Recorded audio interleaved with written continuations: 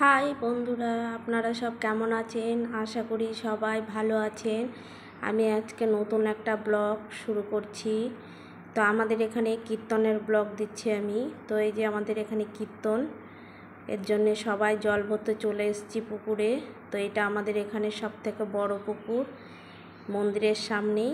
তো এই যে জল ভরা হচ্ছে, পুকুরের নিয়মকানুন আছে সেইগুলো করছে। পুকুরে কিছু লোক নেমে গেছে আর কিছু এই যে পাড়ে দাঁড়িয়ে আছে, ছবি তুলছে সবাই যে যার মতো। তো এই যে জল টল ভরা হবে, তারপরে মন্দিরে যাওয়া হবে। তো এই তো জল ভরা হয়ে গেছে, সবাই মাথায় ওই ঘটগুলো নিয়েছে, এখন ঘটগুলো নিয়ে মন্দিরের দিকে আসছে।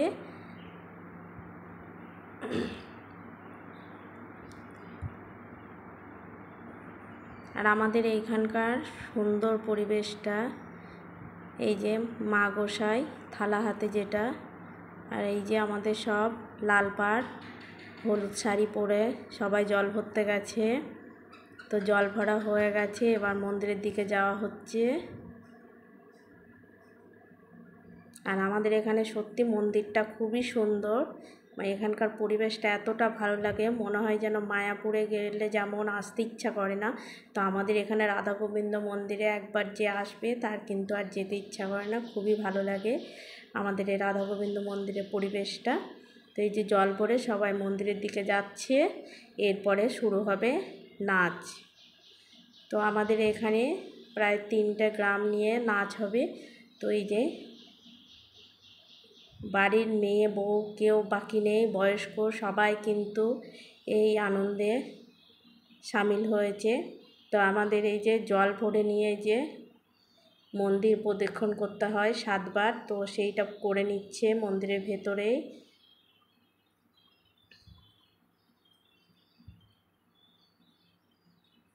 এই যে সবাই মিলে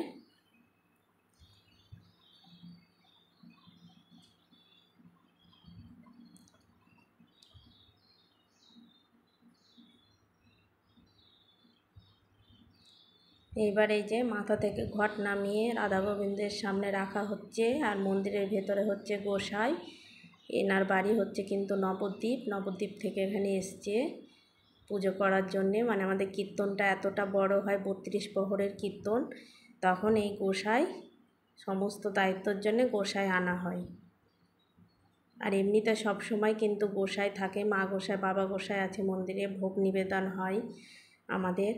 তো এই যে নাচের জন্য সব বউ মেয়ে বয়স্ক সবাই বেরিয়ে গেছে। এই যে আর প্রচণ্ড কিন্তু সেদিন গরম পড়েছিল।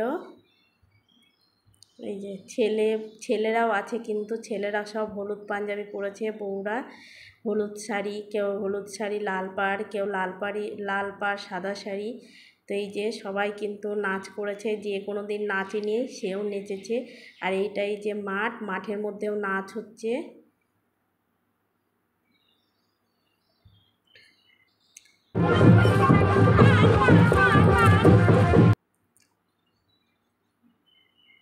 সবাই এই যে নাচ করে এবার এই যে দেখুন বন্ধুরা কত লোক আমাদের এইখানে। তো এই যে সন্ধ্যা লেগে যাচ্ছে, এবার যে যার মতো মন্দিরে গিয়ে বাড়ি চলে যাবে। তার আগে এই যে মাঠের মধ্যে দিয়ে রাস্তা, সেই রাস্তাটা দিয়ে আমরা যাচ্ছি এখন। তো আমাদের গ্রাম সব ঘোরা কমপ্লিট হয়ে গেছে, এখন আমরা মন্দিরে গিয়ে সবাই বসবো, তারপরে যে যার মতো বাড়ি যাব। এই যে এইখানে আমাদের 32 প্রহরের কীর্তনের শেষ দিন আরতির সময় কিন্তু আমাদের 14 মাদল থাকে। এই যে 14 মাদলের জন্যে দেখতে পাচ্ছেন 14 জন কিন্তু এখানে আছে, 14 মাদল বাজাচ্ছে।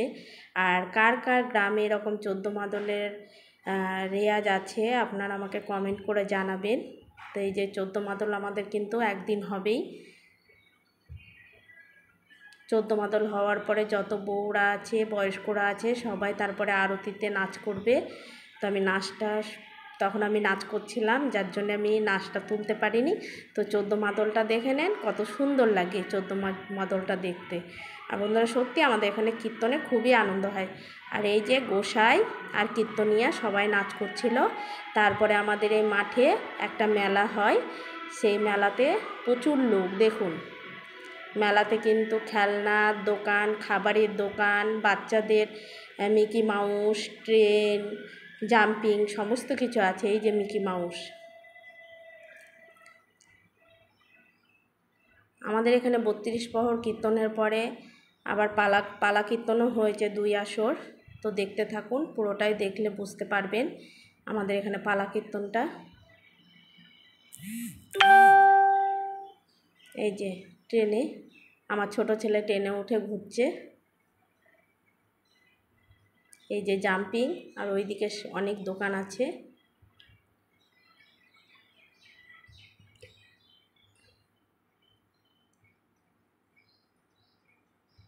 আর আমাদের এখানে কীর্তনে সত্যি খুব আনন্দ হয়।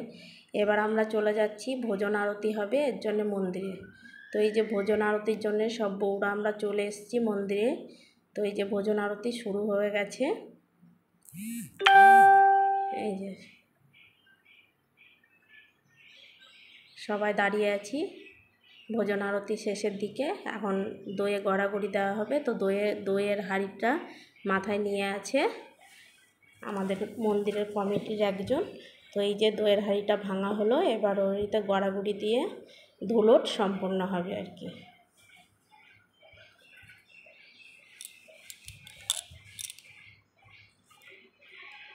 এই যে সবাই দই হলুদের ফোঁটা নিচ্ছে কপালে। এরপরে এই যে পালা কীর্তন শুরু। তো পালা কীর্তনে এই যে করছে।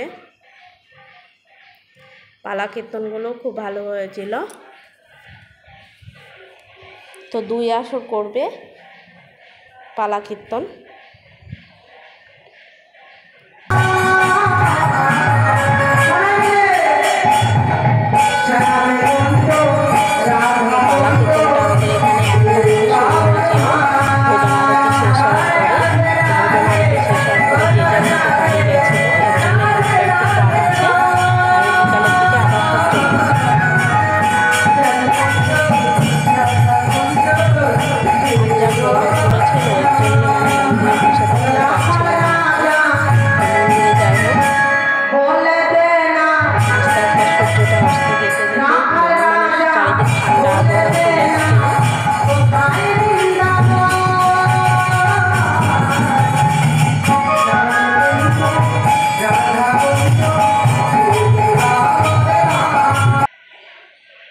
আর এই পালা কীর্তনটা কিন্তু খুবই ভালো হচ্ছিল।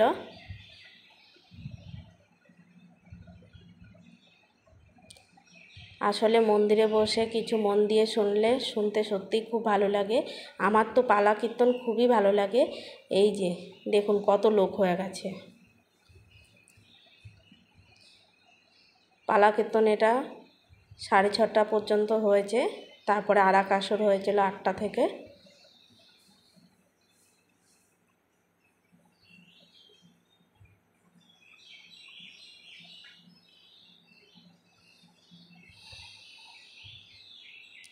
এই যে আমাদের রাধা গোবিন্দ, এই যে মন্দিরটা সুন্দর করে সাজানো হয়েছে। আর পাশেই ভোগটা ঢাকা দেওয়া আছে। পাশে কালী মন্দির আছে।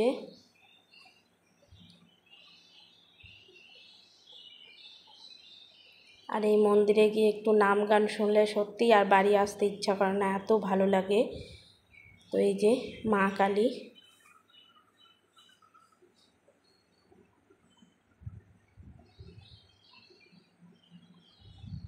এই যে সবাই কীর্তন শেষ হয়ে গেছে এক আসরের। সবাই যে যার মতো প্রণাম সেরে বাড়ির দিকে যাচ্ছে। বাড়িতে এই যে বাড়ি চলে আসলাম। বাড়ি এসে কিছু কাজ আছে করে নিব, তারপরে দ্বিতীয় আসরে আবার যাব। তো বাড়ি গিয়ে সমস্ত কাজ টাজ করে রান্নাবান্না করে আবার দ্বিতীয় আসরের জন্য বসে গেছি। দ্বিতীয় আসরের গানটাও কিন্তু খুবই ভালো হয়েছিল।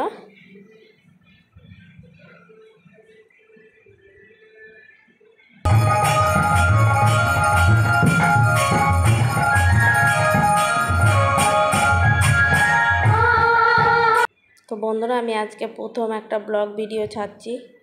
আশা করছি আপনাদের ভালো লাগবে। আর কীর্তন দিয়েই ছাড়ছি। আমি তো সম্পূর্ণ নিইনি, কীর্তনটাই আমাদের তুলে ধরেছি। তো আপনারা দেখুন, আশা করছি ভালো লাগবে আপনাদের। তো আমাদের এই যে পালা কীর্তন শেষ হয়ে গেছে। দেখুন আমাদের একটা উনানে 7টা করে কড়াই দিয়ে কিভাবে উনানটা করেছে দেখুন। সব মহোৎসবের ভোগ রান্না হচ্ছে। তো আমাদের এখানে খিচুড়ি আর পাঁচ তরকারি খাওয়ানো হয়, খুব একটা বেশি কিছু খাওয়ানো হয় না বন্ধুরা, কারণ এখানে প্রচুর লোক হয়, প্রায় 3-4টে গ্রামের লোক আসে। আর এখানে প্রচুর লোক, কিন্তু দেখতেই পাচ্ছেন একসঙ্গে 7খানা কড়াইয়ে রান্না হচ্ছে। এর আগে কিন্তু হয়ে গেছে অলরেডি 3-4 বার হয়েছে এরকম। তো ভোগ দিয়ে দিয়েছে, এই যে আমরা খিচুড়ি প্রসাদ খাচ্ছি, প্রসাদ বিতরণ হচ্ছে। এই যে সবাই বসে গেছি, এই সাইডে অর্ধেকটা বসেছে, মাঠটা অনেকটা বড়, মাঠে কিন্তু এই দিকেও বসেছে, ওই সাইডেও বসেছে। আমি শুধু এক সাইডের ভিডিওটাই করেছি। আর সবাই আনন্দের সহিত দেখুন ভোগ খাচ্ছে প্রসাদ। খুবই ভালো লাগছিল মাটির মধ্যে